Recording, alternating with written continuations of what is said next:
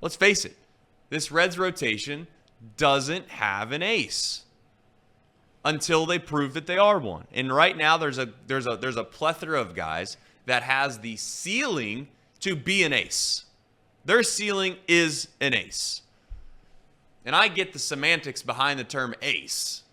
You could debate that all day long about what an ace is. Is an ace a guy that's a frontline starter that you could put up against anybody in the league and you feel good about? And you're relatively, that's not an area that you would be deficient in if you started a game off with them on the mound? Or is an ace just simply the best arm on a rotation and there's 30 aces in Major League Baseball? That's a whole debate of, and it falls right in line with the same debate of what is an MVP? Is an MVP the most valuable player in the league? That if you took that player off their team, they would not be very good at all? Or is it just quite frankly, the best player in the league? Now, those two things, some would argue, are the same. I think that they're different.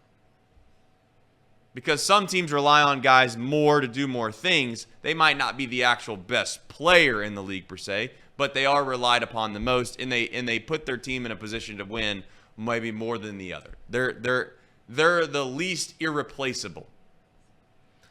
I don't know where you fall on that. But I don't think the Reds have an ace, and that's not a negative thing. No, it's not a negative thing. That's just saying, hey, I don't think we're in a spot where we can say this guy right here is going to be basically the linchpin for the rest of the season on the mound. No, I don't. Hunter Green is my age. He's 24 years old. Very young. Very young. Every single one of these guys, again, not maybe every single one, but a lot of them have the ability to be that guy, like you mentioned. And I think what you're seeing is a city that is losing patience. You want them to be good right away. You want them to be good right now. It takes time. It does. It takes time. And I know it's hard to be patient in a city that has not seen a ton of winning over the past decade and a half. 100%. So when you see Hunter Green, you see him get that contract, you're like, all right, why is he not good? Well, he's shown that he can be good. He's just so young. He's figuring it out. Give the guy a little bit of time to figure it out. Frankie Montas, I do think is good. I want to play a game with you, too, right after I finish this. Because I saw Bryce Spalding on Twitter yesterday do it, and I thought it was interesting. But no, I don't think you need an ace. I think we're past that. Jacob deGrom was the ace of the Rangers. Where's Jacob deGrom? I agree. And you go down the line, Justin Verlander, ace. Max Scherzer, ace. And it's like it's fickle because it's a long season. And really, by week 4, it doesn't really matter. The only time it's going to matter probably is if you're in the postseason and you need your guy. You need your guy more than you don't need him. So you need him on game 1 and you need him again to finish out the series. That's when the ace is going to matter. I do think there's an emotional aspect to it when you're in Cincinnati, and opening day is the biggest day of the year. 100%. So Hunter Green, I'm sure, was not pleased that he lost that job to Frankie Montas. Right. But I think this city needs to calm down a little bit. And this leads me to my next point. There are guys on this team that people are down on, and there are guys on this team that people aren't high enough on. I want you to name the guys that you think people are too down on right now on the Reds. So I'll give you an example. I think this fan base is too down on Jonathan India. That's fair. I think a guy that's come back around a little bit, though. I think it has come back a little bit. I think a guy that people aren't high enough on is Spencer Steer. I think Spencer Steer is one of the more consistent players we have. Not a great defender, but he's going to play 158 games. He's going to probably hit around 275. He's going to show a little bit of pop. I think that's a guy that can become maybe not a staple in this lineup, but maybe the glue that holds it all together, at least for the first half of this season until we get everybody back. Another guy is Hunter Green. I think people are everybody. I feel like as soon as he signed that contract, there's something with contracts in the city. As soon as you get a decent contract, everybody's like, "Oh, you're overpaying. He hasn't earned it. What has he done? He better live up to it." And I think there's just a negative connotation for some reason, and I don't understand it. And a lot of it's the Reds Facebook community, and with all due respect, those people are weirdos and losers because you have a bunch of people that just don't get it. They don't get what's happening, and you're seeing the Reds change how they've ran their organization from the previous 20 years. It's a new direction we're going here. I think you have to pay guys early. You have to pay guys early. A $20 million contract isn't a lot of money. And Hunter Green isn't making that. He's making significantly less. It's an incentive-based contract. I think another guy that the fan base is down on right now, and it might include me, Nick Lodolo. I think Nick Lodolo, granted he hasn't been... All these guys you're naming, though, have been disappointments. Correct. I mean, but what do you want people to do? Well, I'm just saying. You want people to jump up and joy around the streets? No, and talk about I'm just how saying. Great Lodolo's been. He's been hurt every year. I'm saying this guy that got drafted in the number 1 draft pick, Hunter Green, was supposed to be the next coming. He's on the Sports Illustrated. He gets hurt immediately after you sign him. He's not been readily available, and of course, people are going to be upset about that. We live in the Midwest. That's one thing we live in the Midwest. There's a lot of blue-collar people. There's a lot of people that wake up at 5 a.m., they grab their lunch pail, they go to work, and that's the type of community you're talking about, where they put their 35 years in, their whole entire life. They're a one-income family. They come home, and you know what? They've had to bust their ass their entire life to put food on the table. They turn around. They enjoy a few things in life. One of them happens to be the Reds. They turn on the TV, and I'm not saying that this is right. I'm trying to explain the psychology behind this as to why people get upset when people sign contracts. You sign a contract that's worth $20 million, and they hear $20 million. They don't care about whether or not, they could care less whether or not that's a fair deal or not a fair deal. So you're going to have a certain population of people that are going to hear $20 million, and then, by the way, this guy's making $20 million. Meanwhile, you're going and you're working your entire life, and you make less than $20 million, and he's hurt all year.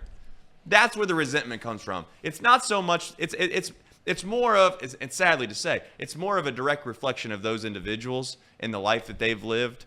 And it's not a bad life. There's nothing wrong with it. But there's going to be resentment of listening to a guy making millions of dollars and not showing up for work, essentially. Now, they're not allowed to control that.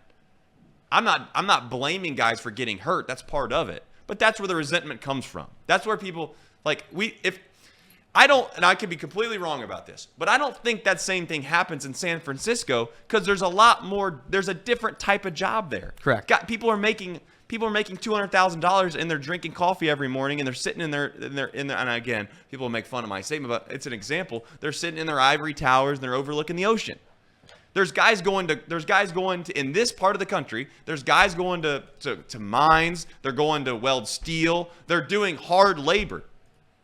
And they're making, I'm not saying they're not making enough, but my point is they're making an honest income. They turn around, they turn the TV on, and their one thing that they care about has been for the last 25 years a worthless organization that has not done anything for them. There's going to be negativity around this franchise, and that's okay.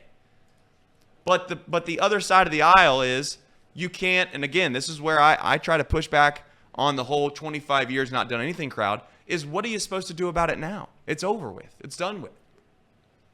That's the game we're playing. If this team could break through, Elliot, and this team could, let's just say, for the next 2 to 3 years, look at the Bengals. The Bengals are probably the best example that you could use in this town about what it means to the city and what they ultimately desire. Could you find anybody saying a bad thing about the Bengals 2 years ago? No. That's all that has to happen in this town. And you're not going to hear about the $20 million complaining anymore. If this franchise had success, right? If they, I don't know, pick a franchise. I don't care who you pick. Let's just say they've been the Braves, which the Braves haven't won a ton of World Series, but they've won one. And they've been really damn good for a long time. You know what? I don't think the Joey Votto slander is anywhere near what it is. Joey Votto could have had the exact same career he had.